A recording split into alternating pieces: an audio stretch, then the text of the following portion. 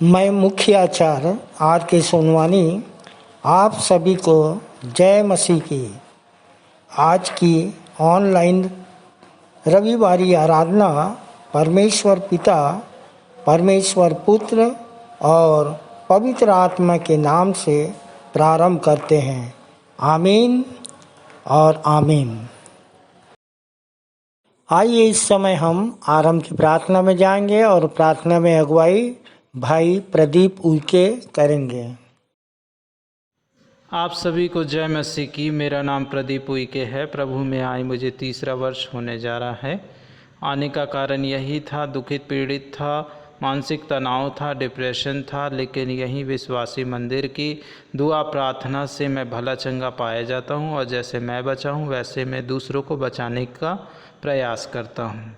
आज का खुदा का कलाम 2 कुरिन्थियों अध्याय 6 का 16वां पद, 17वां पद और 18वां पद में परमेश्वर का कलाम कहता है, और मूर्तियों के साथ परमेश्वर के मंदिर का क्या संबंध, क्योंकि हम तो जीवित परमेश्वर के मंदिर हैं।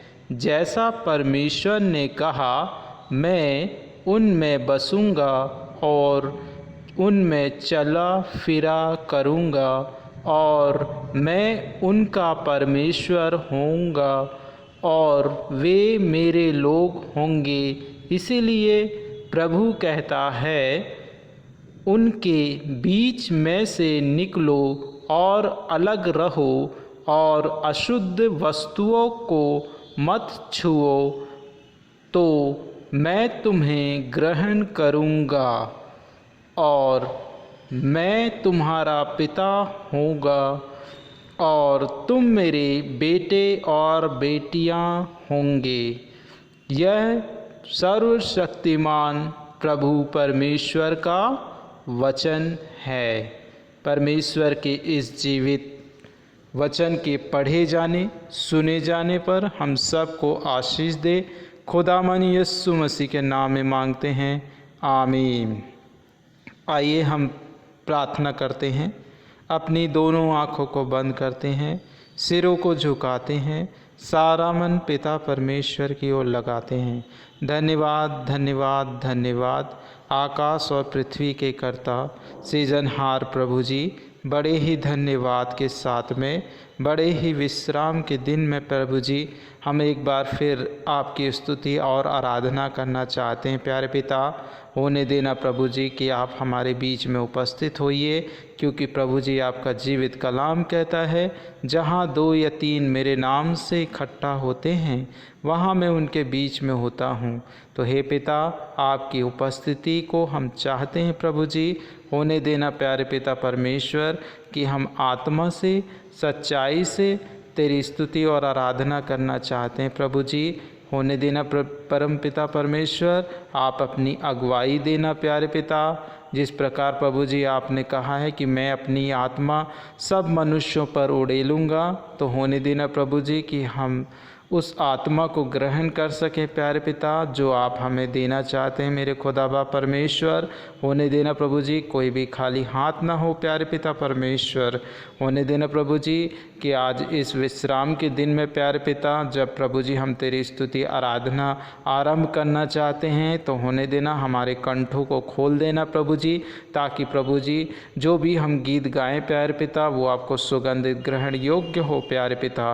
होने देना प्यारे पिता परमेश्वर, गीतों का गाया जाना, संदेशों का दिया जाना, भोज का ग्रहण करना और धन्यवादी भेंट को देना आपको सुगंधित ग्रहण योग्य हो प्यारे पिता।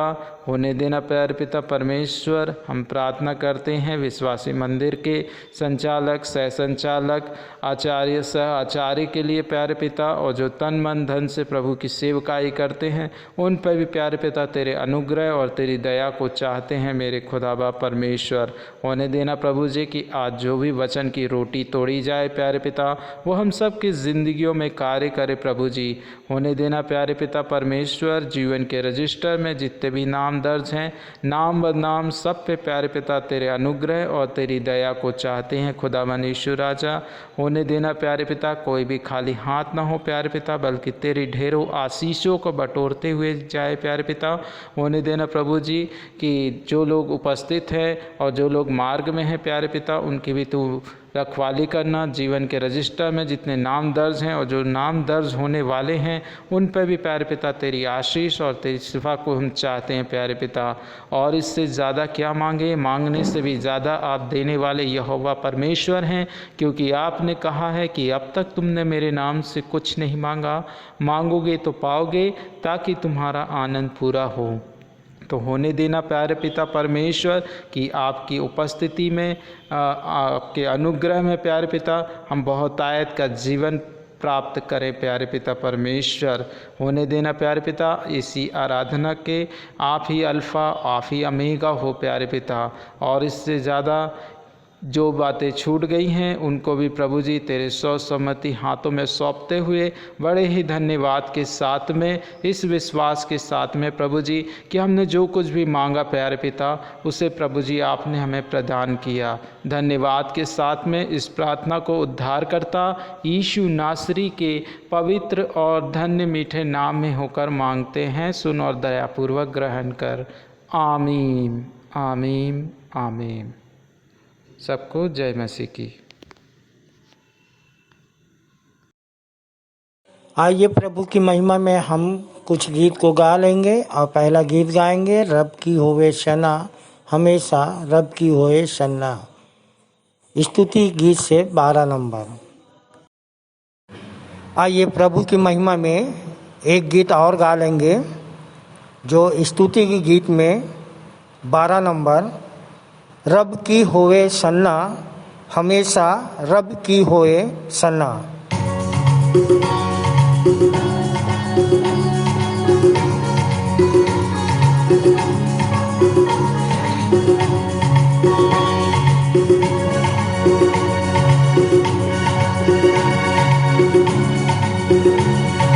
रब की होवे सना हमेशा, रब की होवे सना, रब की होवे सना हमेशा, रब की होवे सना। रब की होवे मदद सराई, रब की होवे मदद सराई। उसके नाम की सना, रब के नाम की सना हमेशा, रब की होवे सना, रब की होवे सना हमेशा, रब की होवे सना। रब के घर में होवे सिताई, रब के घर में होवे सिताई। उसकी हम दो सना, उसकी हम दो सना हमेशा, रब की होवे सना, रब की होवे सना हमेशा, रब की होवे सना। जय की जोर से फूको नसीगे, जय के जोर से फूको नसीगे। बरबत बीन बजा, बरबत बीन बजा हमेशा, रब की होवे सना, रब की होवे सना हमेशा, रब की होवे सना। तारदार साजो रागिनी छेड़ो, तारदार साजो पर रागिनी छेड़ो। ढप और तबला बजा, ढप और तबला बजा हमेशा, रब की होवे सना, रब की होवे सना हमेशा प्रभु की होवे सना। बांसुरी पर सुनतानी सुरीली, बांसुरी पर सुनतानी सुरीली, जन जन झांझ बजा, जन जन झांझ बजा, हमेशा रब की होवे सना, रब की होवे सना, हमेशा रब की होवे सना। काम में है वह कैसा कादिर, कामों में है वह कैसा कादिर, उसकी कुदरत बता, उसकी कुदरत बता, हमेशा रब की होवे सना। हालेलुया। रब की होवे सना, हमेशा रब की होवे सना। सब जन मिलकर ताली बजाओ, सब जन मिलकर ताली बजाओ, गाओ रब की सना, गाओ रब की सना, हमेशा रब की होवे सना। हालेलुया। रब की होवे सना, हमेशा रब की होवे सना, रब की होवे सना, हमेशा रब की होवे सना।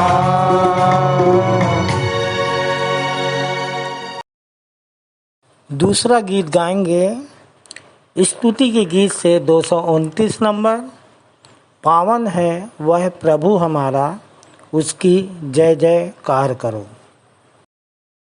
आइए प्रभु की महिमा में हम एक गीत और गा लेंगे स्तुति गीत से 229 नंबर, पावन है वह प्रभु हमारा, उसकी जय जयकार करो।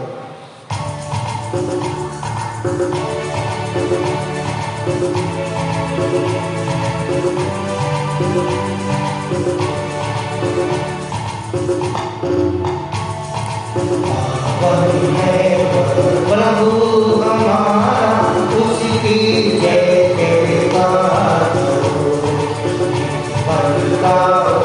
बल है न्यारा, उसकी जय जयकार करो।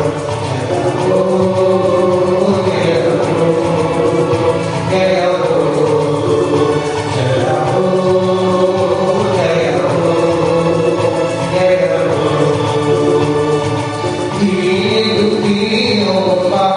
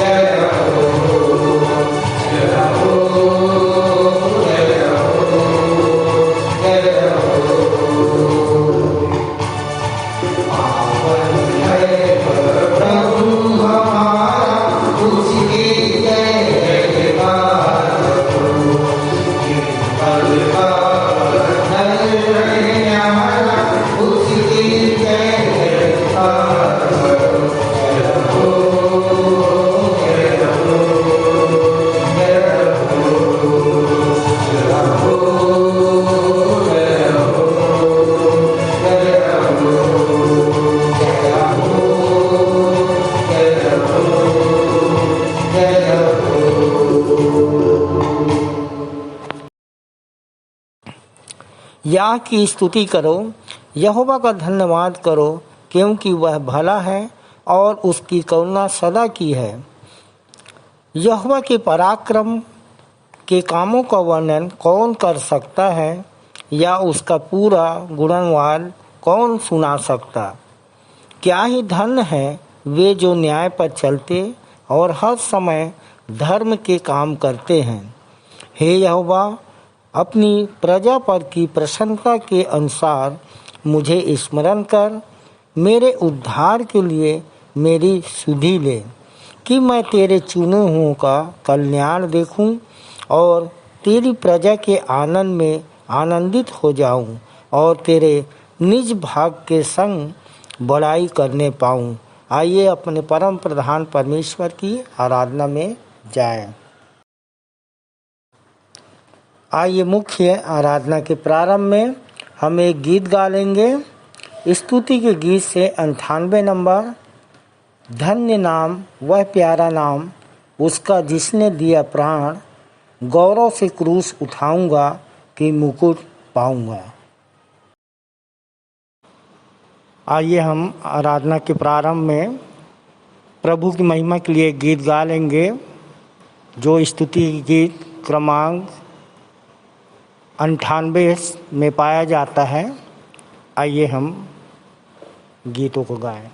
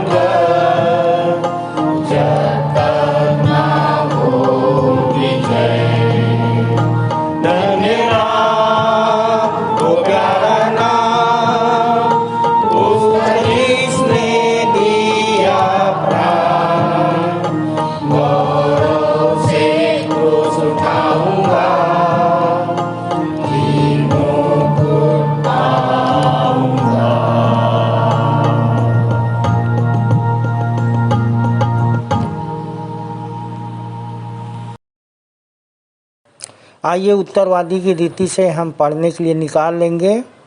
मत्ती रचित सुसमाचार 6वां अध्याय, जिसका 9 से 24 पद तक पढ़ेंगे और पढ़ने में अगुवाई स्वाति शेष करेंगी और श्रीमती संजना शेष के साथ हम सब उत्तर देंगे। सबको जय मसीह की। मेरा नाम स्वाति शेष है। सबको जय मसीह की। मेरा नाम श्रीमती संजना शेष है। आइए हम उत्तरवादी की रीति से पढ़ लेंगे मत्ती 6 का 9 से 24 तक। अतः तुम इस प्रकार प्रार्थना करना, हे हमारे पिता, तू जो स्वर्ग में है, तेरा नाम पवित्र माना जाए। तेरा राज्य आए, तेरी इच्छा जैसे स्वर्ग में पूरी होती है वैसे ही पृथ्वी पर भी पूरी हो। हमारे दिन भर की रोटी आज हमें दे, और जैसे हमने अपने अपराधियों को क्षमा किया है वैसे ही तू भी हमारे अपराधों को क्षमा कर। और हमें परीक्षा में ना ला, परंतु बुराई से बचा, क्योंकि राज्य और पराक्रम और महिमा सदा तेरी ही है। आमीन। यदि तुम मनुष्यों के अपराध क्षमा करोगे तो तुम्हारे स्वर्गीय पिता भी तुम्हें क्षमा करेगा। परंतु यदि तुम मनुष्यों को क्षमा ना करो तो तुम्हारा पिता भी तुम्हारे अपराध क्षमा नहीं करेगा। जब कभी तुम उपवास करो तो पाखंडियों के समान उदास दिखाई ना दो, क्योंकि वे अपना मुंह म्लान बनाए रहते हैं, जिससे कि मनुष्यों को उपवासी दिखाई दे। मैं तुमसे सच कहता हूँ कि वे अपना पूरा प्रतिफल पा चुके।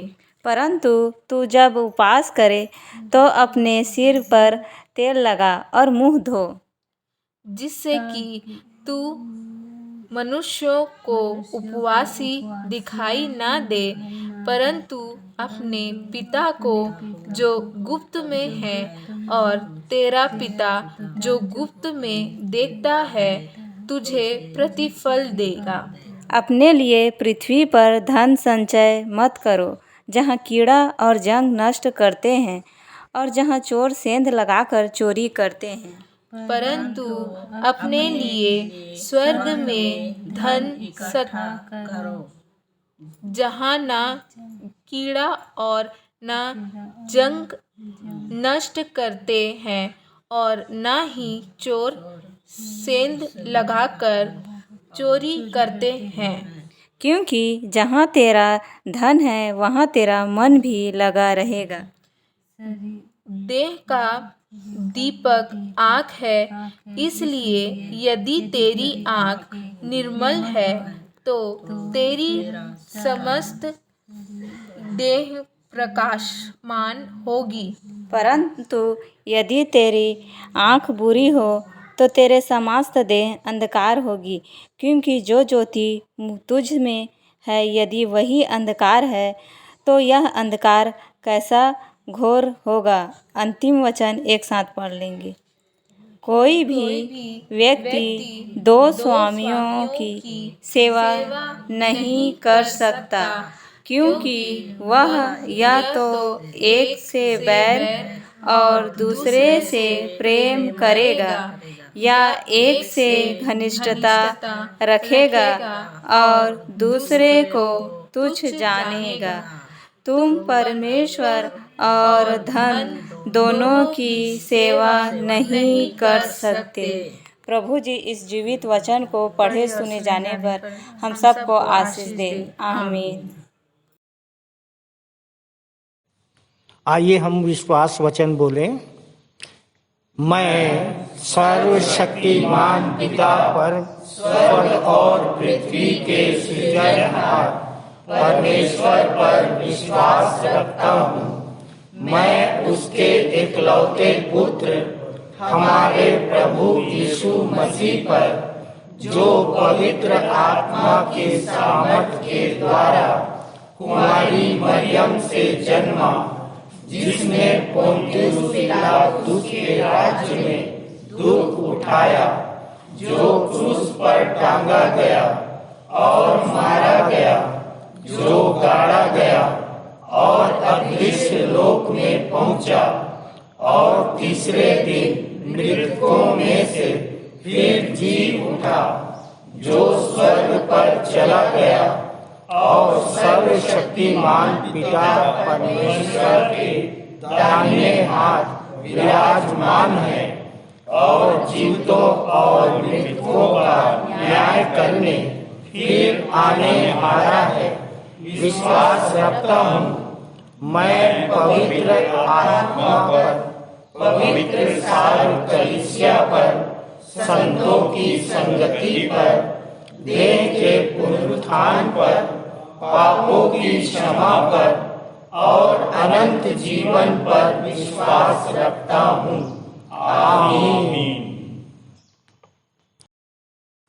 सामान्य सामाजिक एवं पारिवारिक कलीसियाई प्रार्थना में जाएंगे और हमारे लिए प्रार्थना में अगुवाई सहायक सह आचार्य श्री मुरली साहू करेंगे। आप सबको जय मसीह की। मेरा नाम मुरली साहू है और मंदिर आते हुए लगभग 7 वर्ष हो गए। आइए सामाजिक कलीसियाई प्रार्थना में जाएं। आंख बंद करें, सिर झुकाएं और ध्यान परमेश्वर की ओर लगाएं। सर्वसामर्थी जीवित उद्धार करता पिता परमेश्वर, एक बार फिर आपके चरणों के समीप में आते हैं और धन्यवाद देते हैं पिता परमेश्वर जीवन के उत्तम आशीष के लिए जो आपने हमें दिया है। पिता परमेश्वर हम धन्यवाद देते हैं पिता परमेश्वर आपके प्रेम के लिए। पिता परमेश्वर हम धन्यवाद देते हैं पिता परमेश्वर आपने जगत की उत्पत्ति से प्रभु जी आपने हमें चुना है। हम धन्यवाद देते हैं पिता परमेश्वर तेरे प्रेम के लिए, तेरे दया के लिए। पिता परमेश्वर हम धन्यवाद देते हैं पिता परमेश्वर इस विश्राम के दिन में पिता परमेश्वर आपकी आराधना और स्तुति करने के लिए पिता परमेश्वर आपके भवन में उपस्थित हो पाते हैं। प्रभु धन्यवाद देते हैं पिता परमेश्वर आज के दिन को यहोवा ने बनाया है, हम आनंदित और मगन हैं। प्रभु प्रार्थना और निवेदन करते हैं पिता परमेश्वर सप्ताह भर पिता परमेश्वर आपने हमें संभाल के रखा है प्रभु, उसके लिए हम धन्यवाद देते हैं पिता परमेश्वर। प्रभु जी हम प्रार्थना करते हैं पिता परमेश्वर इस कलीसिया में जितने भी उपस्थित है प्रभु जी होने देना पिता परमेश्वर, कोई भी खाली हाथ ना जाने पाए पिता परमेश्वर। हर एक को भला चंगा कर पिता परमेश्वर, हर एक को पुकार को सुन प्रभु जी, ताकि पिता परमेश्वर और बहुत सारे गवाही के कारण हो सके पिता परमेश्वर। प्रार्थना करते हैं पिता परमेश्वर ये प्रांगण के लिए प्रभु जी, जो विश्वासी मंदिर प्रांगण आपने हमें दिया है पिता परमेश्वर, जो हमें स्वस्थ मनो मस्तिष्क शुद्ध बुद्धि और विवेक से पिता आपकी आराधना और स्तुति कर पाते हैं प्रभु। धन्यवाद देते हैं पिता। प्रार्थना करते हैं पिता परमेश्वर यहाँ पर ये हॉस्पिटल के लिए पिता परमेश्वर, यहाँ के पिता कर्मचारी के लिए प्रभु जी, जो भी रोगी आते हैं पिता परमेश्वर वो शारीरिक चंगाई के साथ साथ आत्मिक चंगाई को प्राप्त करने वाले हो सके पिता परमेश्वर। हम प्रार्थना और निवेदन करते हैं प्यारे पिता परमेश्वर देश के राजनीतिक अज्ञों के लिए पिता परमेश्वर होने देना पिता परमेश्वर, आपके देश के संचालन पिता परमेश्वर आत्मा और सच्चाई से करने वाले हो सकें पिता परमेश्वर, आपके डर भय में करने वाले हो सके पिता परमेश्वर। प्रार्थना और निवेदन करते हैं प्यारे पिता परमेश्वर संडे स्कूल के लिए पिता परमेश्वर, जितने भी टीचर है पिता परमेश्वर हर एक को ज्ञान बुद्धि और समझ दे पिता परमेश्वर। पिता परमेश्वर प्रार्थना करते हैं बच्चों के लिए पिता परमेश्वर, जो कि पिता परमेश्वर भविष्य के खंभे हैं प्रभु होने देना पिता परमेश्वर। हर एक बच्चे को बहुतायत की आशीष दे, ज्ञान बुद्धि से परिपूर्ण करे पिता परमेश्वर। तेरे नाम के प्रचार, तेरे नाम के गवाही जगत के छोर तक करने वाले हो सके प्रभु जी। पिता परमेश्वर हम धन्यवाद देते हैं पिता परमेश्वर इस सुंदर अवसर के लिए पिता परमेश्वर। प्रार्थना और निवेदन करते हैं पिता परमेश्वर मंदिर के संचालक के लिए पिता परमेश्वर, जो रात दिन हमारे लिए मेहनत करते हैं प्रभु, बहुतायत की आशीष हो पिता। प्रार्थना निवेदन करते हैं प्यारे पिता पूरे संचालक मंडल के लिए बहुतायत की आशीष हो प्रभु। प्रार्थना करते हैं सर्वशक्तिमान खुदा परमेश्वर आचार्य गण के लिए, सहायक आचार्य गण के लिए, सह सहायक आचार्य गण के लिए बहुतायत की आशीष हो। हर एक कोई भी चीज़ के पिता परमेश्वर कमी घटी, भली चीज़ के कमी घटी न हो पिता परमेश्वर। प्रभु जी तेरे डर और भय में पिता परमेश्वर जीवन जीने वाले हो सके पिता परमेश्वर, और होने देना पिता परमेश्वर तेरे नाम के प्रचार करने वाले हो सके पिता परमेश्वर। प्रार्थना करते हैं प्यारे पिता परमेश्वर जवान सभा के लिए पिता, महिला सभा के लिए, हम सभी के लिए प्रार्थना करते हैं बहुतायत की आशीष हो पिता। तेरे वचन को पढ़ने में, तेरे प्रार्थना करने में अगुवाई करे पिता परमेश्वर। पिता परमेश्वर उनके जीवन में, उनके करियर में पिता परमेश्वर आपके बहुतायत की आशीष को चाहते हैं। प्रार्थना करते हैं प्यारे पिता विशेष रूप से प्रभु ग्रामीण कलीसिया के लिए प्रभु जी, जहाँ भी गांव-गांव में पिता परमेश्वर आपके नाम के प्रचार करते हैं, आपके नाम के कलीसिया लगाए जाते हैं प्रभु, तो होने देना पिता परमेश्वर, तेरे नाम के पिता परमेश्वर, तेरे नाम के प्रचार हो सके। वहाँ भी आपके अनुग्रह और दया को चाहते हैं। हर एक लोग पिता परमेश्वर शारीरिक चंगाई के साथ साथ आत्मिक चंगाई को प्राप्त करने वाले हो सके पिता परमेश्वर। प्रार्थना करते हैं प्रभु जी, जो विभिन्न प्रकार की इस विश्वासी मंदिर में प्रोजेक्ट चलाए जाते हैं पिता परमेश्वर, होने देना वो प्रोजेक्ट पिता तेरे नाम में सफलतापूर्वक हो सके प्रभु। कोई भी कमी घटी रुकावट काम ना आने पाए, आर्थिक समस्या ना आने पाए पिता, तेरे स्वर्गीय भंडार से पूरा होने पाए पिता परमेश्वर। प्रार्थना करते हैं सर्वशक्तिमान खुदा परमेश्वर, आज के वक्ता के लिए जो पिता परमेश्वर आपके वचन को बोलते हैं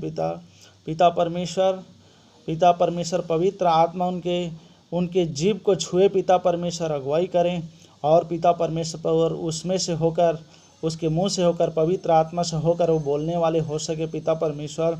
और पिता परमेश्वर, हम तेरे वचन को पिता परमेश्वर अपने हृदय में अधिकाई से अपने हृदय में बसाने पाए पिता। और पिता परमेश्वर, जितना भी यह वचन के बीज बोया जाता है, गाना गाए जाते हैं पिता परमेश्वर, भेंट लिए जाते हैं, हर एक पर आपके बहुतायत की आशीष को चाहते हैं पिता परमेश्वर। हम केवल इस वचन को सुनने वाले नहीं, परंतु उसमें चलने वाले हो सकें, और इससे बढ़कर पिता परमेश्वर हम आपके डर और भय में जीने वाले हो सके पिता परमेश्वर। पूरी आराधना को आपके सर्व सामर्थी और दाहिने हाथ में सौंपते हैं। जो भूल गए हैं पिता परमेश्वर, उसको भी तेरे हाथ में सौंपते हुए ये छोटी सी विनती को उद्धारकर्ता मुक्तिदाता यीशु मसीह के पवित्र धन्य महान और मीठे नाम में होकर मांगते हैं, आमीन आमीन। ये समय है संदेश का। हम संदेश में जाएंगे। हमारे लिए संदेश लेके आ रही हैं आचार्य डॉक्टर शीतला सूर्यवंशी, जिनका विषय है परमेश्वर महान के पास है कैसी बुद्धि और ज्ञान। गुरु मंत्र तीसरा पॉइंट पर इनका संदेश आधारित है। आप सबको जय मसीह की। मेरा नाम आचार्य डॉक्टर शीतला सूर्यवंशी है। प्रभु में आए 13 वर्ष हो गए। पिछले सप्ताह मुझे बोलने के लिए विषय दिया गया। विषय इस प्रकार से है, परमेश्वर महान के पास है कैसी बुद्धि और ज्ञान।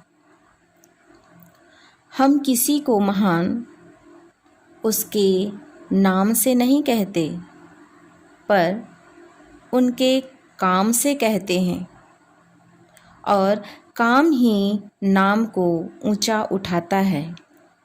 हम परमेश्वर को महान क्यों कहते हैं? क्योंकि परमेश्वर महान है। कैसे महान है वो कुछ पॉइंट में मैं बोलना चाहूँगी। परमेश्वर ने आदि में सृष्टि की रचना की। वो रचनाकार है, हम रचना हैं। वो पराक्रमी और सामर्थी है। वह हम पर सामर्थ्य के कार्य करता है। वह न्यायी है, हमारा न्याय करता है। वह सेनाओं का यहोवा है। वह अद्भुत युक्ति करने वाला है।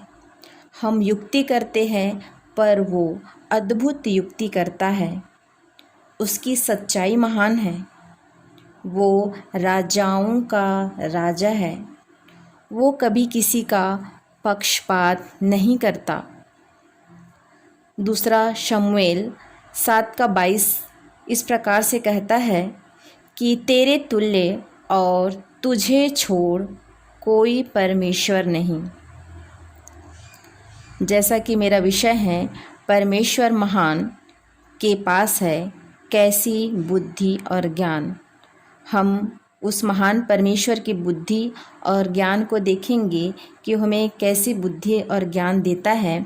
नीति वचन 2:6 कहता है, बुद्धि यहोवा ही देता है, ज्ञान और बुद्धि की बातें उसी के मुख से निकलती है। प्रियो, परमेश्वर सोता है। वह हमें ज्ञान व बुद्धि इसलिए देता है कि हम भी रचनात्मक कार्य करें। पुराने नियम में पहला राजा 4 में राजा सुलेमान ने परमेश्वर से बुद्धि मांगी और परमेश्वर ने उसे दी। और हम उसका वर्णन भी देखते हैं कि किस प्रकार से 2 स्त्रियां राजा सुलेमान के पास आई, एक मरा हुआ बच्चा और एक जिंदा बच्चा लेकर, और दोनों यह कहती थी कि जिंदा बच्चा मेरा है। उस समय सुलेमान ने किस प्रकार से दोनों का न्याय किया, कहा कि जिंदा बच्चा को मेरे पास लाओ और इसके 2 टुकड़े करके दोनों को एक एक टुकड़े दे देते हैं। जो असली माँ थी वो कहती है कि राजा रहने दो, ये मेरा बच्चा नहीं है, उसी को दे दो। राजा समझ गया कि यह बच्चा इसी का है और वह बच्चा उसी को दे दिया गया, क्योंकि असली माँ कभी नहीं चाहेगी कि उसके सामने उसका बच्चा 2 टुकड़ा हो जाए। इस प्रकार से परमेश्वर ने उन्हें बुद्धि दी थी। अब हम नए नियम में देखते हैं, यूहन्ना 8 में शास्त्री व फरीसी एक व्यभिचारिणी स्त्री को यीशु मसीह के पास मंदिर में लेकर आए और यह कहने लगे कि ये व्यभिचार में पकड़ी गई है और मूसा की व्यवस्था में लिखा है कि इसे पत्थरवाह किया जाए। प्रियों, वे नहीं जानते थे कि जो बैठा है वो मूसा से भी बड़ा है। उसने कहा, तुम में जो निष्पापी हो वही उस पर पहले पत्थर मारे। और वे सब के सब एक एक करके चल दिए। यीशु ने कहा, मैं भी तुझे दंड की आज्ञा नहीं देता, जा और फिर पाप न करना। आज हमें परमेश्वर ज्ञान देता है और बुद्धि दी है। हम उसका उपयोग किस प्रकार से कर रहे हैं, ये सोचने का विषय है। गुरु मंत्र के 3 पॉइंट में लिखा है, परमेश्वर की मूर्खता मनुष्यों के ज्ञान से ज्ञानवान है। परमेश्वर हमें मूर्खता का काम करने को तो कहता है, पर उसके पीछे भेद छुपा हुआ होता है। किस प्रकार से भेद छुपा होता है? यहोशू 6 में परमेश्वर कहता है, यरीहो को सूरवीर समेत मैं तुझे दे देता हूँ, पर तुम्हें एक काम करना है।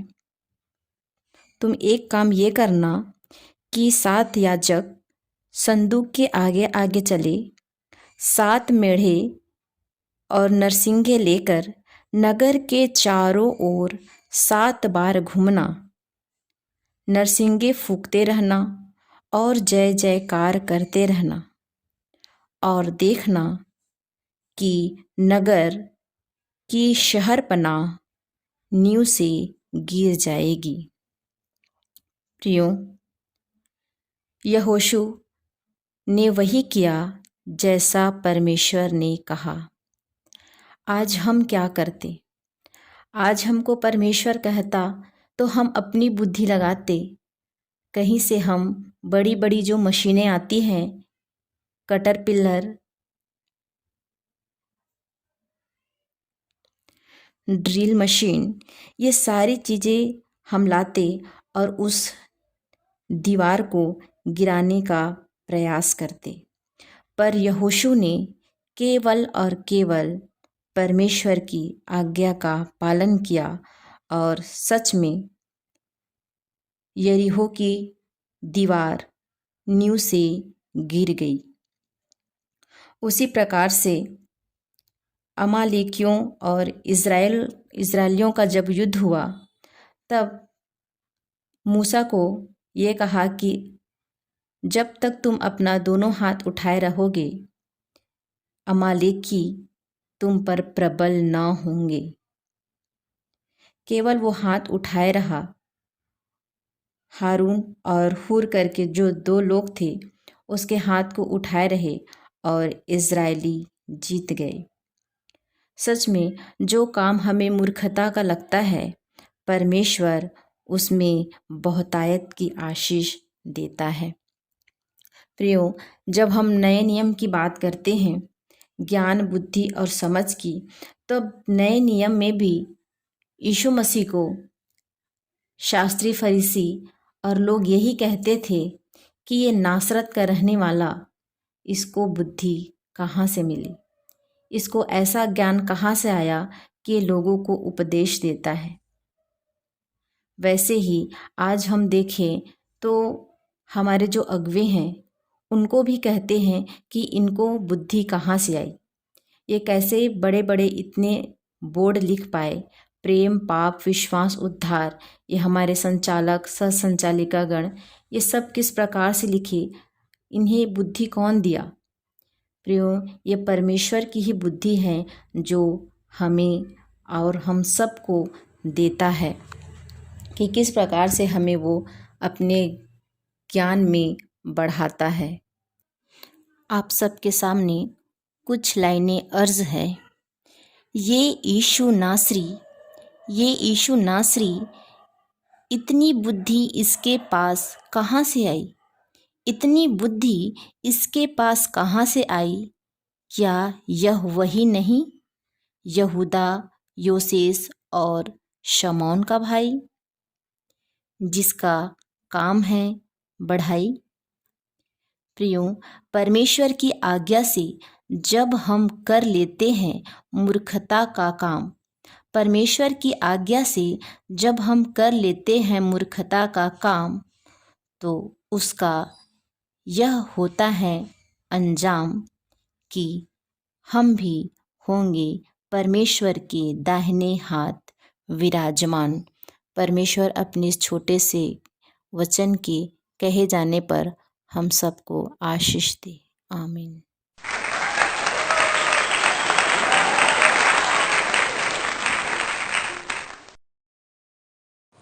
सुंदर संदेश के लिए आचार्य डॉक्टर शीतला सूर्यवंशी और उनके पूरे परिवार को प्रभु आशीष दे। ये समय है प्रभु भोज का, और प्रभु भोज का संचालन हमारी मंदिर की सह संचालिका डॉक्टर अल्पना राम जी करेंगी। मेरे स्मरण के लिए यही किया करो, दाखरस और रोटी लिया करो। मरते समय कोई अपनी संतानों के लिए अपनी संपत्ति छोड़ जाता है, कोई संस्कार देकर जाता है, कोई अपनी कला सिखा जाता। प्रियो, प्रभु भोज परम प्रसाद यह आत्मिक वसीयत है जो यीशु हमारे लिए छोड़ कर गए और अपने लहू और मांस द्वारा हमें अपने से सदा के लिए जोड़ कर गए।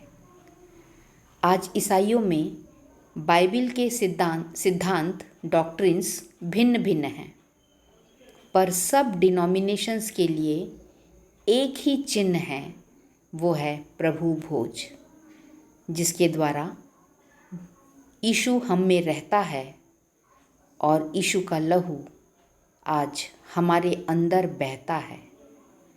यूं तो लहू जीवन देता है, पर यीशु के बलिदान का पाक लहू अनंत जीवन देता है। एक बार यीशु और शैतान की मुलाकात हुई और दोनों के अपने अपने भक्त थे। शैतान ने यीशु से पूछा कि तू अपने भक्तों के लिए क्या कर सकता है। यीशु ने कहा, मैं उन्हें आनंद दे सकता हूँ। शैतान ने कहा, मैं अपने लोगों को महा आनंद दे सकता हूँ। यीशु ने कहा, मैं शांति दे सकता हूँ। शैतान ने कहा, मैं उनको फुल एन्जॉयमेंट दे सकता हूँ। यीशु ने कहा, मैं उनको स्वास्थ्य दे सकता हूँ। शैतान कहता है, अरे मैं तो उनको पहलवान बना सकता हूँ। फिर यीशु ने कहा, मैं उन्हें सिद्धि दे दूँगा। शैतान कहता है, अरे मैं तो अपने भक्तों को महासिद्धि दे सकता हूँ। यीशु ने कहा, मैं शक्ति दे दूँगा। शैतान ने कहा, मैं महाशक्ति दे दूँगा। यीशु कहते हैं कि मैं उनको छत्र छाया दे दूँगा, किसी बात की कमी नहीं होगी। शैतान कहता है, मैं तो उनको सारा संसार दे सकता हूँ, सारा वैभव दे सकता हूँ। फिर यीशु ने कहा कि मैं अपने वचन उनके मुंह में और उनके मन में डाल सकता हूँ। तो शैतान कहता है कि मैं भी उन्हें मोटे मोटे शास्त्र रटा सकता हूँ। प्रियो, यीशु ने कहा कि मैं अपने लोगों को बहुतायत का जीवन दे सकता हूँ। तो शैतान कहता है, मैं अपने लोगों को ऐशो आराम का जीवन दे सकता हूँ। फिर अंत में यीशु ने कहा, मैं अपने भक्तों को मोक्ष और अनंत जीवन देने के लिए अपना लहू बहा सकता हूँ। शैतान ने कहा, ये तो मैं कभी नहीं कर सकता। और इसीलिए आज इस दुनिया में किसी भी चीज़ से अगर शैतान डरता है तो वो है यीशु का लहू। तो प्रियो, यीशु का लहू और मांस हमारे विवेक को मरे हुए कामों से करे शुद्ध, ताकि बहुतों को बचाएं आत्मिक राक्षसी सेनाओं से करके युद्ध। परमेश्वर आप सबको आशीष दे।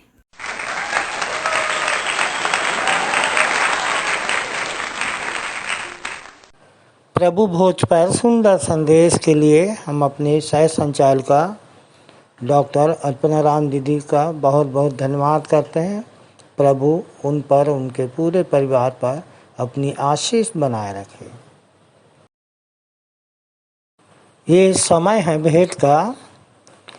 हम अपनी अपनी भेंटों एवं धन्यवादी भेंटों को परमेश्वर को देने के द्वारा हम उसकी महिमा करेंगे। और इस समय हम गीत गा लेंगे स्तुति के गीत से 86 नंबर, यीशु तुझको सब मैं देता। तत्पश्चात भेंट की प्रार्थना करने में अगुवाई करेंगे भाई रिकेश सोनवानी।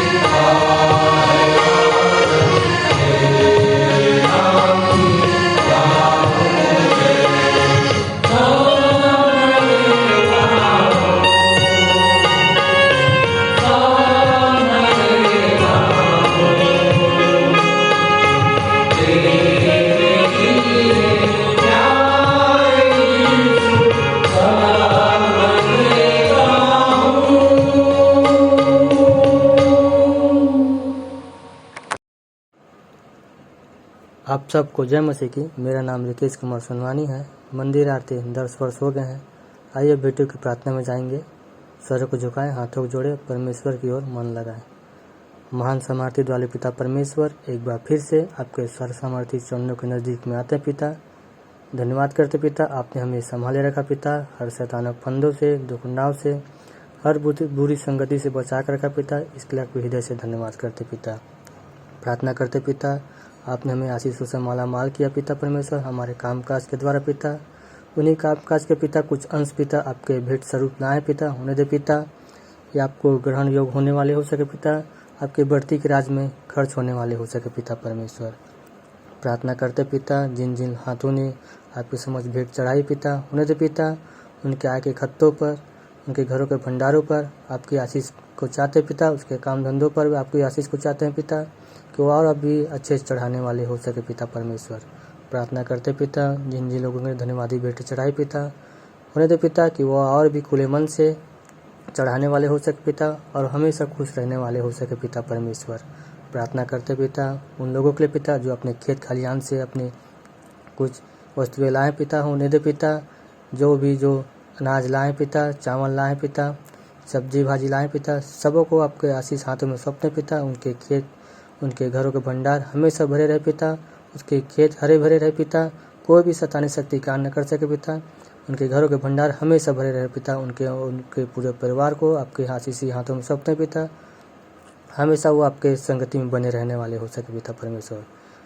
हमें मौद्रिक मानसिक तक नहीं पिता, पर निर्बलता में सामर्थ्य की सिद्धि प्रदान कर जा पिता, कि हम अपने आप को जीवित, पवित्र और तुझको भावता हुआ करके चढ़ाने वाले हो सके पिता परमेश्वर। और आपसे क्या मांगे पिता, आप तो हमें मांगने से पहले और सोचने से पहले देने वाले पिता परमेश्वर। सारा आदर महिमा आप गौरव आपको देते हैं पिता।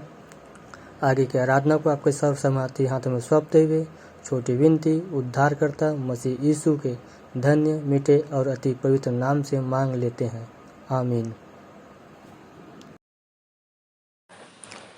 मैं मुख्य आचार्य R.K. सोनवानी आप सभी को जय मसीह की। आप लोगों को सूचना से अवगत करा दूं, हमारी रविवारी आराधना ऑनलाइन और ऑफलाइन दोनों चलती है। समय का विशेष ध्यान दें, प्रातः 10 बजे से दोपहर 12:30 बजे तक। जिनको जिनको आराधना में जिम्मेदारी दी जाती है उनको ऑनलाइन और ऑफलाइन दोनों में बोलना है। ऑनलाइन के लिए अपना ऑडियो बनाकर शुक्रवार शाम तक अवश्य ही मुझको भेज देंगे। विशेष सूचना, प्रायः यह देखा जा रहा है कि ऑनलाइन आराधना में जो प्रार्थना उत्तरवादी पाठ है, जो संदेश है, कि रिकॉर्डिंग शुक्रवार शाम तक नहीं भेजी जाती, जिससे शनिवार रात भर सेटिंग करने में लग जाता है। अतः अब संचालक मंडल द्वारा निर्णय लिया गया है कि जिसकी रिकॉर्डिंग शुक्रवार शाम तक नहीं पहुंचेगी उसे आने वाले समय में अवसर नहीं दिया जाएगा। तदनुसार इस आदेश का कड़ाई से पालन किया जाएगा। आदेशानुसार संचालक मंडल विश्वासी मंदिर बिलासपुर। 2/10/2022 की रविवारी आराधना के लिए आप लोगों को सूचित कर दूं, जिसका संचालन आचार्य पूनम साहू करेंगे। आरंभ की प्रार्थना नारायण कैवर्थ करेंगे। उत्तरवादी पाठ रोमियो 9 अध्याय 19 से 33 पद तक, जिसको पढ़ने में अगुवाई भाई रानी शुक्ला करेंगे और श्रीमती अनीता शुक्ला उत्तर देंगे। सामान्य सामाजिक एवं पारिवारिक कलीसियाई प्रार्थना सहायक सह आचार्य श्रीमती आरती करोशिया के द्वारा। संदेश सह संचालक श्री आशीष जलाल जी के द्वारा, जिनका विषय है कोई चिन्ह चाहता तो किसी को है ज्ञान की खोज, कोई चिन्ह चाहता तो किसी को है ज्ञान की खोज, हमें तो उठाना है प्रभु का बोझ रोज रोज। आप अपने संदेश के लिए पहला कुरिन्थी 1:22 ले सकते हैं। प्रभु भोज संचालन आचार्य R.K. सोनवानी के द्वारा। भेंट की प्रार्थना भाई कमल सूर्यवंशी के द्वारा। मुख्य संदेश संचालक जी से हम उत्तरवादी पाठ पर सुन लेते हैं और अंतिम प्रार्थना में अगुवाई करेंगी श्रीमती अंशु पांडे और संचालक जी की आशीष से आज की सभा का समापन करेंगे। धन्यवाद। आइए और अंत में सुन लेते हैं अपने मंदिर के संचालक जी द्वारा पिछले सप्ताह के संदेशों की समीक्षा, मंदिर की वर्तमान स्थिति एवं भविष्य की योजनाएं तथा उत्तरवादी पाठ पर संक्षिप्त टिप्पणी। सबको जय मसीह की। परमेश्वर का धन्यवाद हो कि उसकी दया अनुग्रह से हम सबको फिर से एक अवसर मिला है कि हम उसके वचन में से कुछ सीख सकें। मैं आशा रखता हूँ आप सब स्वस्थ होंगे।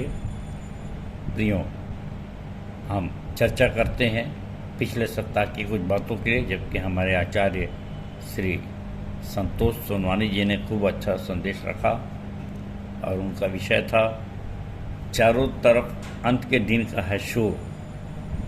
चारों तरफ अंत के दिन का है शोर, कैसे जाने कि परमेश्वर है हमारी ओर। मत्ती 24:36 से 39 पे भाई ने अपने विषय को रखा, जहाँ इस प्रकार से लिखा है कि उस दिन और उस घड़ी के विषय में कोई नहीं जानता, न स्वर्ग के दूत, न पुत्र, केवल पिता, परंतु केवल पिता। जैसे नूह के दिन थे वैसे ही मनुष्य के पुत्र का भी आना होगा। क्योंकि जैसे जल प्रलय से पहले के दिनों में जिस दिन तक कि वह जहाज पर न चढ़ा, उस दिन तक लोग खाते पीते थे और उनमें ब्याह शादी होती थी, और जब तक जल प्रलय आकर उन सबको बहा न ले गया तब तक उनको कुछ भी मालूम न पड़ा। वैसे ही मनुष्य के पुत्र का भी आना होगा। प्रियो, भाई ने बहुत ही सुंदर ढंग से अपनी गवाही से संदेश प्रारंभ किया और बताया कि कैसे परमेश्वर हमारी ओर है। इस विषय में गीदोन को कैसे पता चला और उसने कैसे परमेश्वर से पूछा, न्यायों 6:36 से 40 में, और कैसे उसने परमेश्वर की उपस्थिति की अनुभूति किया, ये भाई ने बताया। ऊन भीग गया, ऊन सूखा था। और इसी प्रकार से भाई ने दानियल की पुस्तक 11 और 12 के आधार पर बताया कि एक घृणित वस्तुओं का विधि में आ जाने का काल है, और उसके विषय में भाई ने पूरी जानकारी दी। और आज के समय में कोरोना काल है, सो कैसे अचानक ही अंत के दिन उन लोगों के लिए आ गए जिनकी की मृत्यु इससे हुई। कैसे इजरायली 40 वर्ष तक जंगल में भटके और उन्होंने अनुभव किया कि परमेश्वर उनके साथ है। और इसी प्रकार से दूसरा इतिहास 20:15, यशायाह 54:17 और दूसरा शमूएल 5:24 के अनुसार फिलिस्तियों से लड़ने के लिए दाऊद को तूत के वृक्षों की फुनगियों से सेना के चलने की आहट सुनाई देती थी। तो प्रियो, परमेश्वर आपकी ओर है कि नहीं है, इस बात की जानकारी के लिए, इस बात के अनुभूति के लिए आपको परमेश्वर की आज्ञाओं को मानना आवश्यक है। और जब आप उसकी आज्ञाओं को मानेंगे तो निश्चित रूप से वो अपने आप को आप पर प्रकट करेगा। और ऐसे कठिन समय में जबकि परमेश्वर का दर्शन नहीं हो पाता है, उसकी अनुभूति हम कैसे कर सकते हैं, और इस विषय में भाई ने बताया कि उसके लिए उसकी आज्ञा का पालन करना आवश्यक है। सो आप और मैं सब जानते हैं, मत्ती 28:18 जाओ सब जाति के लोगों को चेला बनाओ। और ये काम अगर हम करते हैं तो निश्चित रूप से हमारा होमवर्क हो गया। और ये प्रतिदिन अगर ये काम करते रहते हैं तो आपको कभी भी मास्टर के आने का डर नहीं रहेगा। और इस प्रकार आप जिंदा दिली से परमेश्वर की अनुभूति भी करेंगे और अपने कार्य को कर सकते हैं और डर नाम की चीज़ नहीं रहेगी। सो हमको इस बात की चिंता नहीं करना है कि प्रभु आज आ रहा है कि कल आ रहा है, परंतु निरंतर अपने कर्तव्य को पूरा करते जाना है, ऐसा भाई ने समझाया। तो भाई को सुंदर संदेश के लिए परमेश्वर बहुतायत की आशीष दे और हम सब धन्यवाद कहते हैं। परमेश्वर भाई को बहुत बहुत धन्यवाद। परमेश्वर बहुतायत की आशीष दे। धन्यवाद।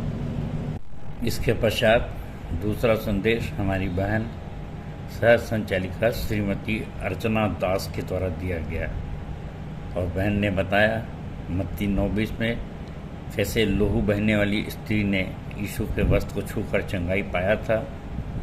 और 1 कुरिन्थियों 11:30 के अनुसार आज हम यीशु के वस्त्र को कैसे छू सकते हैं, और जबकि आज वो पृथ्वी पर नहीं है। सो प्रियो, बहन ने बताया कि आज हमें यीशु को छूने की आवश्यकता नहीं है, क्योंकि वो अपनी देह और अपने लहू हमको दे रहे हैं। इस प्रकार हम उसकी ईश्वरीय, अलौकिक और शाश्वत देह को छू रहे हैं, जिससे अब हम ना निर्बल होंगे, ना और रोगी भी नहीं, और ना मृत्यु होगी। सो परमेश्वर का धन्यवाद करते हैं कि हमें उसने इस भोज में आमंत्रित किया है। और बहन के इस शानदार छोटे से संदेश, 2 मिनट के संदेश में सारी बातें सार संक्षेप में बहन ने बताई। परमेश्वर बहन को बहुतायत की आशीष दे और हम सब लोग कहते हैं धन्यवाद।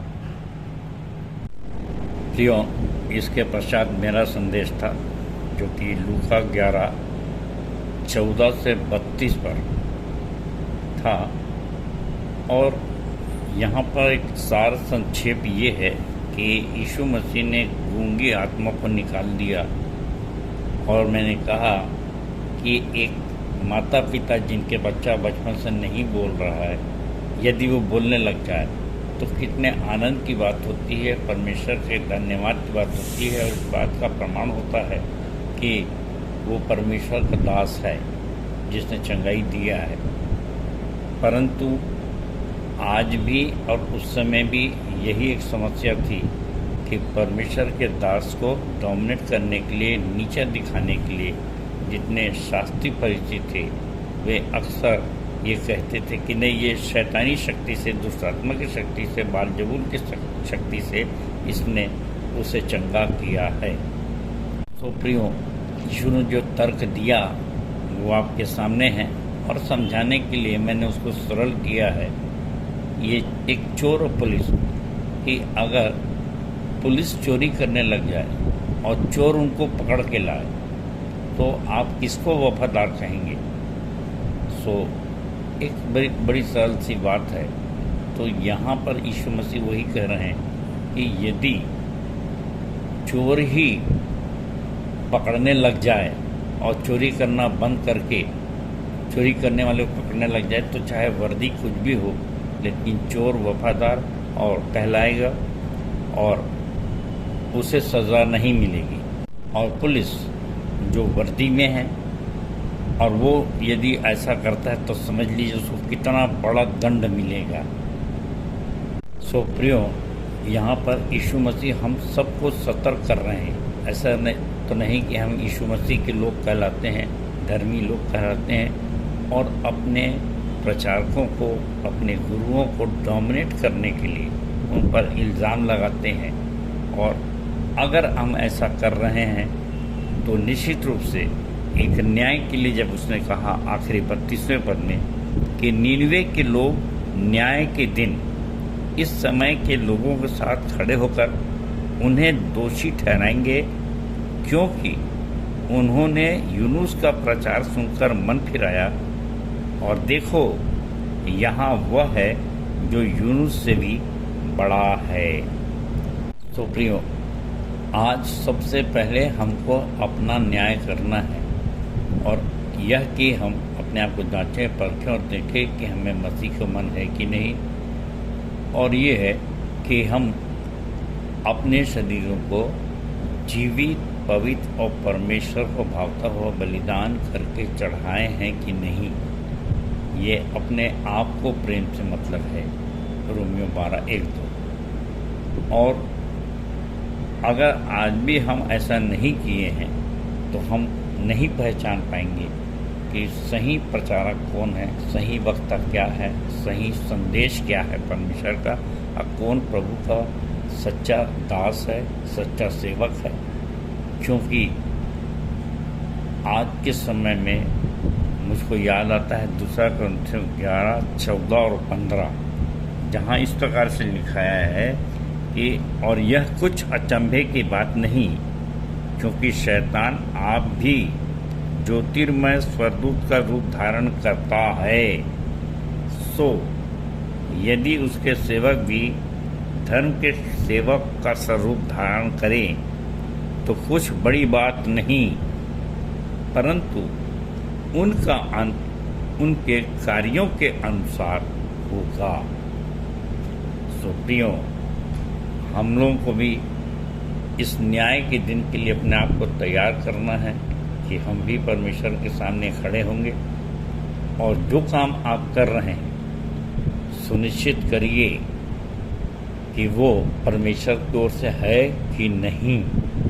क्योंकि उस समय के लोगों ने योना का प्रचार सुना, नीनवे के लोग, और यीशु मसीह कह रहे हैं कि आज जो तुम्हारे साथ है, तुम्हारे अंदर वास करता है, आज के समय में यहाँ वो है जो उससे भी बड़ा है। और इतना स्पष्ट होने के पश्चात भी कि वो हम में वास करता है, वो हम में चलता फिरता है और हम उसका काम करते हैं। और इसके पश्चात भी अगर हम निश्चित धारणा से विश्वास न रखें, आज कुछ और कल कुछ, तो निश्चित रूप से वे ही लोग हैं जो कि न्याय करेंगे। अर्थात निन्वे के लोग कहेंगे, भाई हम तो योना का प्रचार सुन करके और विश्वास कर लिए थे, और आप यीशु मसीह का प्रचार सुनकर भी विश्वास नहीं करते।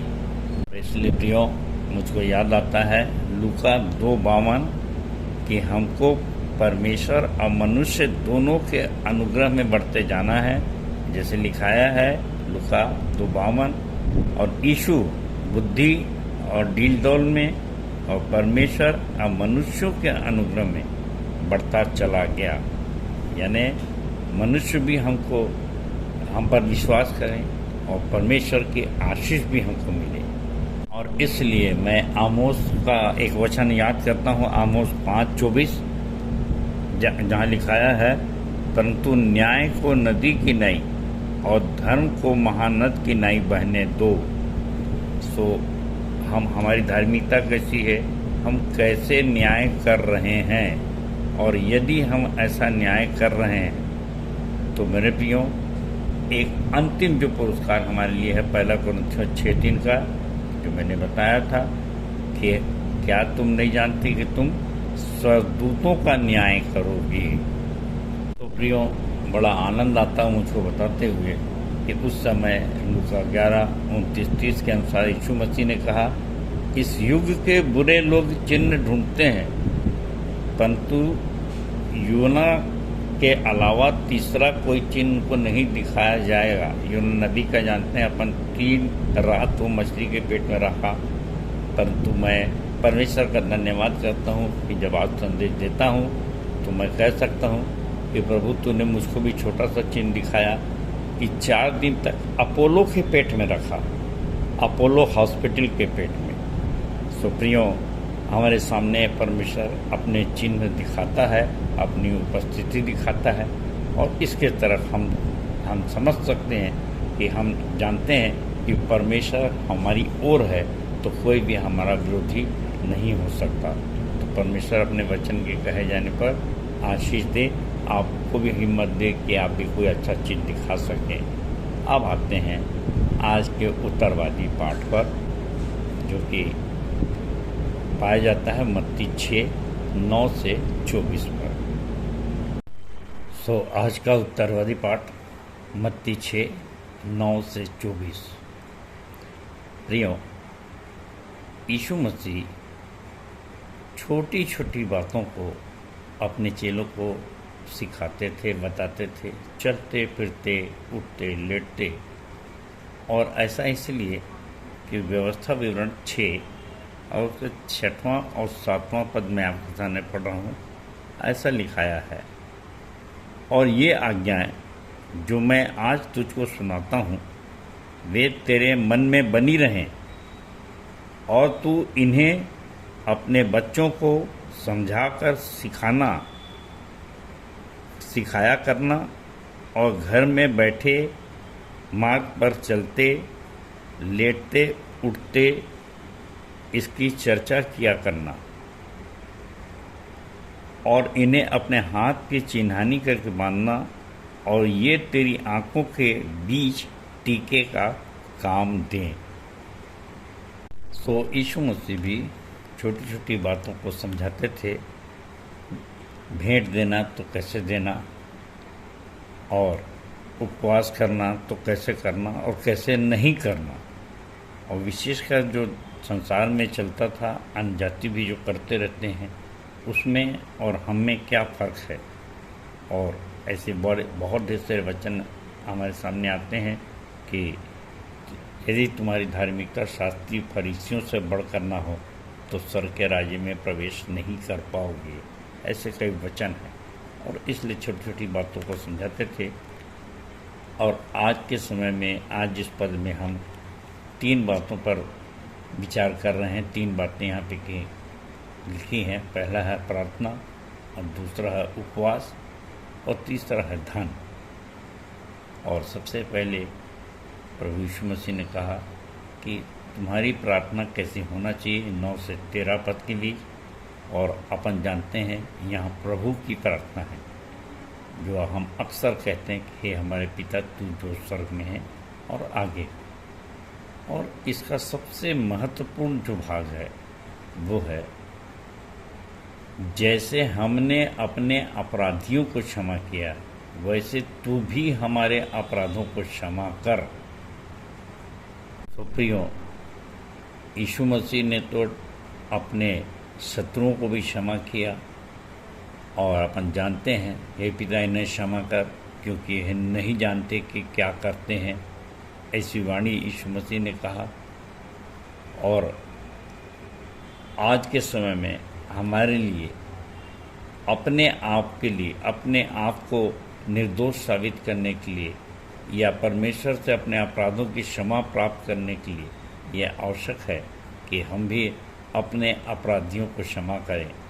और वचन तो कहता है, जिस नाप से तू नापते हो उसी नाप से नापे जाओगे।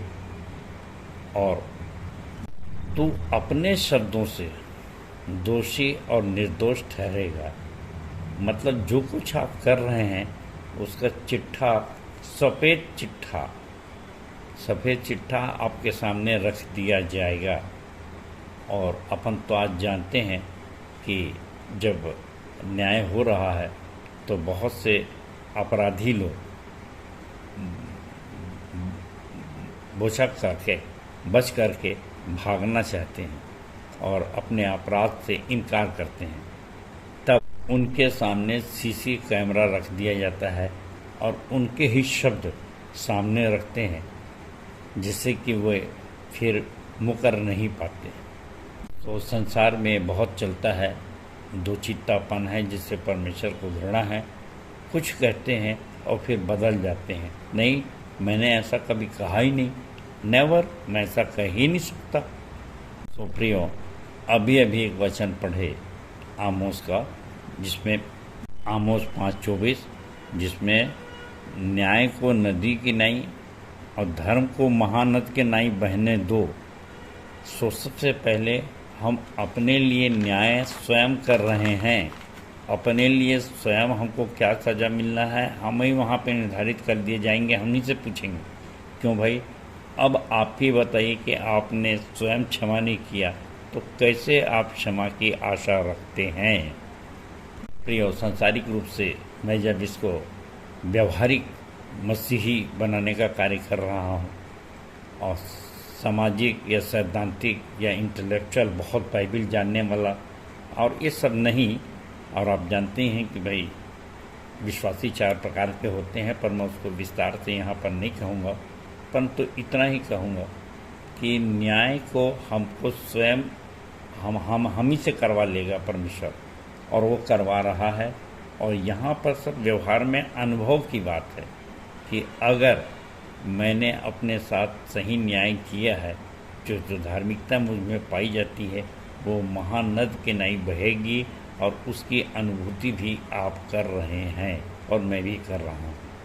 सो निश्चित रूप से हमारे लिए ज़रूरी है कि हम अपने अपराधियों को क्षमा करें, जिससे कि हमारे भी अपराध बहुतायत से क्षमा किए जा सकें।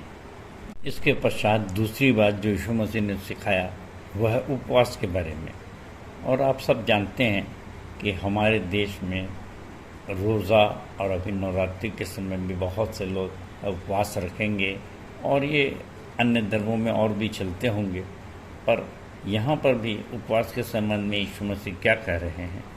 16-17वें पद में, जब कभी तुम उपवास करो तो पाखंडियों के समान उदास दिखाई न दो, क्योंकि वे अपना मुंह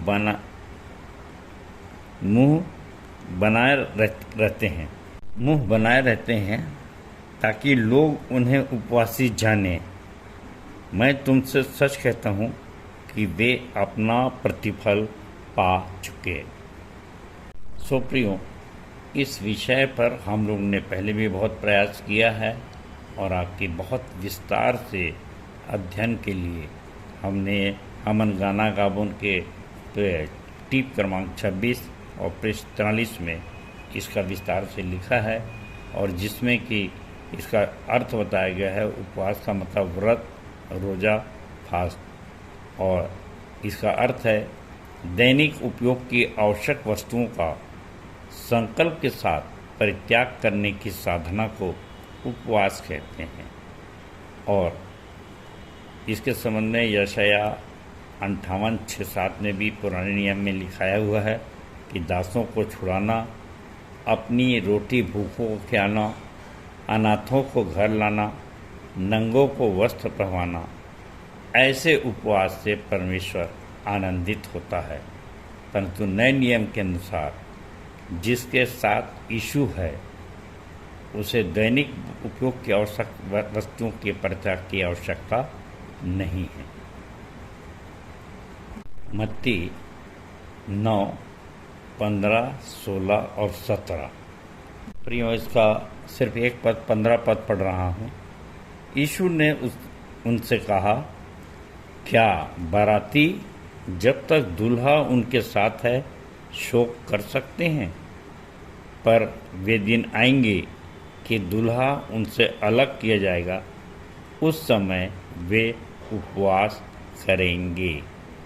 तो प्रियो, यहाँ पर मैं एक सच्ची घटना बताना चाहता हूँ कि मैं कभी उपवास नहीं कर पाया, और बचपन में जब गुड फ्राइडे के समय में सब भाई बहन करते थे तो मेरी भी इच्छा हुई, क्योंकि शाम को पापा फल लाते थे और सब बच्चों को फल मिलता था, और जो उपवास नहीं किया उसको नहीं मिलता था। सो मैं भी उस लालच में एक बार उपवास कर लिया, परंतु 12-1 बजे जब बहुत भूख लगी तो चोरी से जाके चौक में जा कर के भजिया खा रहा था। पर शाम को जब फल खाने लगा तो किसी पड़ोस के बच्चे ने बता दिया कि हम देखा है कि वहाँ भजिया खा रहा था, तो खूब पिटाई पड़ी। तब से मैं आज तक कभी उपवास नहीं किया। और मेरे प्रियो, मेरे अजीज लोग जानते हैं कि मेरा उपवास कैसा है। प्रियो, मैं तो प्रार्थना करता हूँ इस 15वें वचन के अनुसार कि प्रभु वो दिन कभी ना आए कि दूल्हा मुझसे अलग हो, यीशु मुझसे अलग किया जाए और उसके बाद मुझको उपवास करना पड़े। इसके पश्चात 19 से 21 पद में यीशु मसीह ने कहा कि जहाँ तेरा धन है वहाँ तेरा मन लगा रहेगा। और हमने फिर से प्रयास किया है कि हम गाना गावन पुस्तक के टीप क्रमांक 19 में और पृष्ठ 35 में धन और मूर्ति पूजा के विषय में बड़े विस्तार से टिप्पणी लिखी गई है। आप अवश्य उसका अध्ययन कर लीजिए। मैं तो सिर्फ इतना ही कहूँगा कि जैसा नीति वचन 10:22 में लिखा है कि धन ईश्वर के आशीष से ही मिलता है और वह उसके साथ दुख नहीं भेजता। तो प्रियो, धन के लिए बहुत ही सतर्क रहने की आवश्यकता है, क्योंकि पहला पाप जो आदम ने किया था वह व्यभिचार था और दूसरा पाप धन से होता है नए नियम में। इसीलिए मत्ती 19:24 के अनुसार परमेश्वर के राज में धनवान के प्रवेश करने से ऊँट के सुई के नाके में से निकल जाना सहज है, ऐसा यीशु मसीह ने कहा। तो हमेशा स्मरण रखें कि धन साधन है, साध्य नहीं। इसके पश्चात 22-23वां पद है, शरीर का दिया आँख है, इसलिए यदि तेरी आँख निर्मल हो तो तेरा सारा शरीर भी उजाला होगा, परंतु यदि तेरी आँख बुरी हो तो तेरा सारा शरीर भी अंधियारा होगा। इस कारण वह उजाला जो तुझ में है, यदि अंधकार हो तो वह अंधकार कैसा बड़ा होगा। प्रियो, इस वचन के अनुसार एक नज़रिया, एक दृष्टिकोण, एक विचार है हमारा। और अक्सर हम व्यवहार में सुनते हैं, ट्रक के पीछे भी लिखा रहता है बहुत, बुरी नज़र वाले तेरा मुंह काला। और हमारे अनजाति भाई भी अक्सर कहते हैं, जाकी रही भावना जैसी, प्रभु रूप देखी वैसी। सो मेरे प्रियो, आज सबसे बड़ी चीज़ है कि हमारा विचार क्या है। और मैं सोचता हूँ, स्लोगन जो अक्सर मैं कहता हूँ, यू कैन ईजली जज the character of a man by how he treats those who can do nothing for him. एक व्यक्ति का आचरण आप इस बात से जान सकते हैं कि उसका व्यवहार उन लोगों के साथ कैसा है जो उसके लिए कुछ भी नहीं कर सकते। प्रियो, इसके साथ ही हमारी स्तुति के गीत में से अक्सर हम हर रविवार गाते हैं 95 नंबर गीत, मुझ में यीशु की शोभा दिखाई दे। उसका वह अद्भुत प्यार और निर्मलता, हेतु आत्मा पवित्र, हेतु आत्मा पवित्र, कर शुद्ध मेरा चरित्र, मुझ में यीशु की शोभा दिखाई दे। सो अपना दृष्टिकोण हमेशा निर्मल रखिए, रचनात्मक रखिए, विध्वंसात्मक नहीं। तो निश्चित रूप से आपके चेहरे की हंसी, मुस्कान, रौनक देखकर ही लोग जान लेंगे कि आपके अंदर यीशु मसीह का निवास है। 24वें पद में यीशु मसीह ने कहा, कोई मनुष्य दो स्वामियों की सेवा नहीं कर सकता, क्योंकि वह एक से बैर और दूसरे से प्रेम रखेगा, वह एक से मिला रहेगा और दूसरे का को तुच्छ जानेगा। तुम परमेश्वर और धन दोनों की सेवा नहीं कर सकते। सो प्रियो, आवश्यक है कि हम एक साधना और सिद्धि को प्राप्त करें, जो सिद्धि पौलुस ने समझाया 2 कुरिन्थियों 12:9 में कि मेरी सामर्थ निर्बलता में सिद्ध होती है। और जो इस निर्बलता की सामर्थ को सिद्ध कर लेगा वो धन के पीछे कभी नहीं भागेगा, परंतु धन उसके पीछे भागेगा। और ये मैं सिद्ध करके आपके सामने दिखा दिया कि मैंने नौकरी छोड़ा, मैंने धन छोड़े और आज प्रभु मुझको थोड़े से में आधी पेंशन में भी इतनी आशीष दिया कि इतना बड़ा विश्वासी मंदिर खड़ा हो गया। और उसके कारण से आप सब इस बड़े काम में खुलकर देते हैं, धन इकट्ठा करते हैं और इतने लोगों की को सुसमाचार पहुंचाया जाता है। सो परमेश्वर आप सबको ये सिद्धि प्रदान करे। परमेश्वर अपने वचन के कहे जाने पर आशीष दे। सबको जय मसीह की, जय मसीह की और जय मसीह की। धन्यवाद। उत्तरवादी पाठ पर सुंदर सारगर्भित एवं व्यवहारिक टिप्पणी के लिए अपने संचालक जी का बहुत बहुत धन्यवाद करते हैं। तालियां।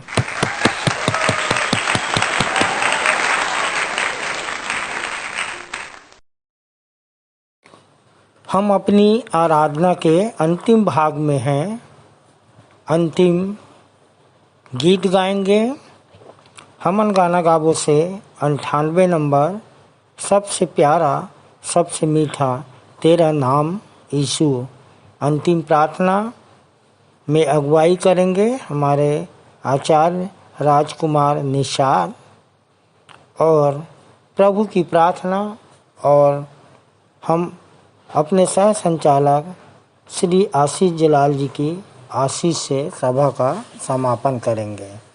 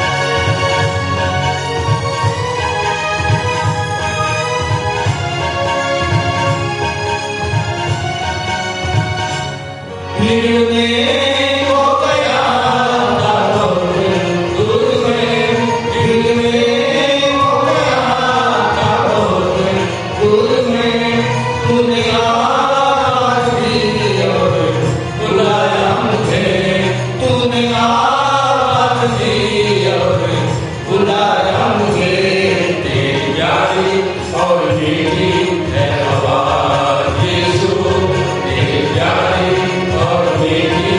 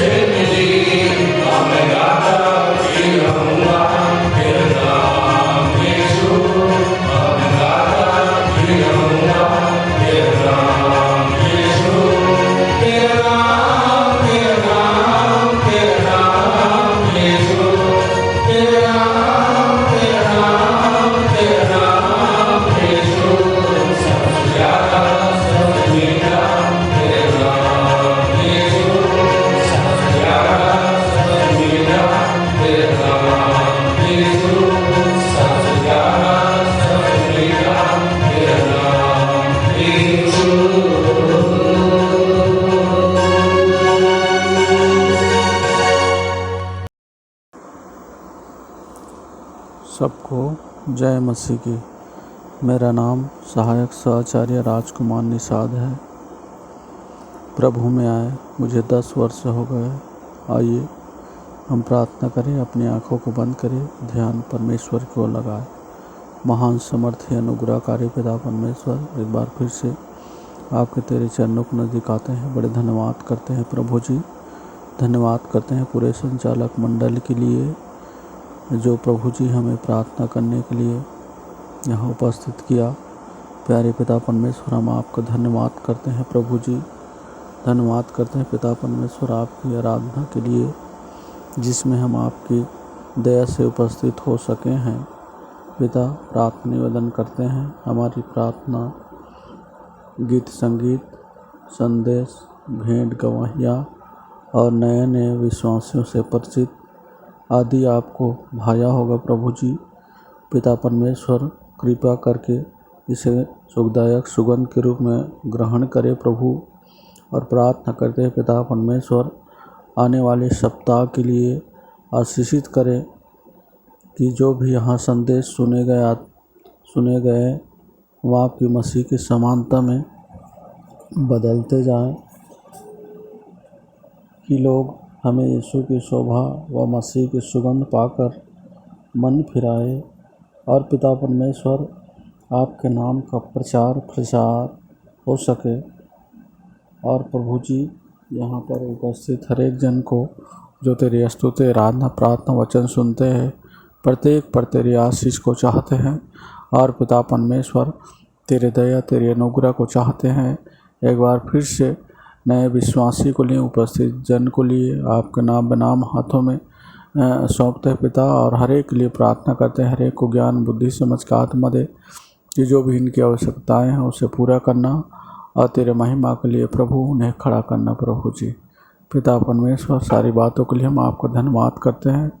बाकी हर एक आराधनाओं को आपके सर्वश्रेष्ठ हाथों में सौंपते हुए छोटी विनती उद्धार करता प्रभु यीशु मसीह के नाम से मांगते हैं, आमीन। हे हमारे पिता, तू जो स्वर्ग में है, तेरा नाम पवित्र माना जाए, तेरा राज्य आए, तेरी इच्छा जैसे स्वर्ग में पूरी होती है वैसे ही इस पृथ्वी पर भी पूरी हो।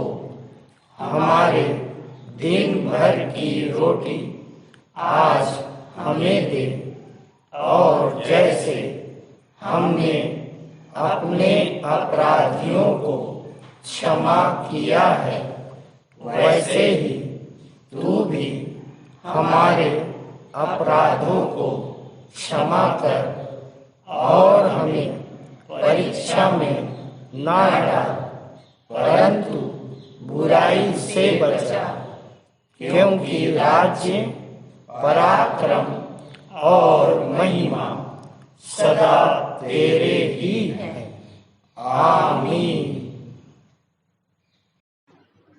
और अब हमारे पिता परमेश्वर का प्रेम, खुदावन प्रभु यीशु मसीह का अनुग्रह है, पवित्र आत्मा की शांति और सहभागिता हम सब के ऊपर अब से लेकर सदाकाल तक होती रहे, आमीन।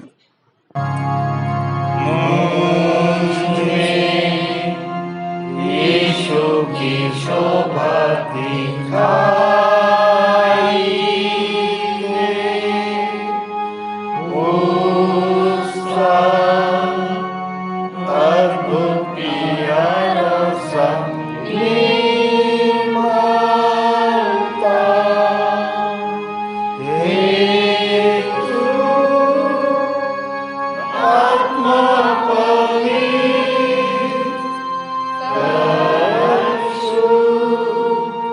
मेरा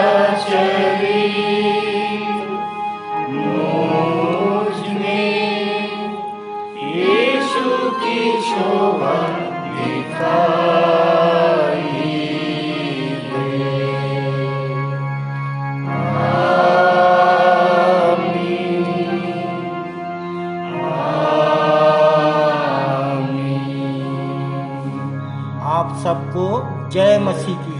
जय मसीह की।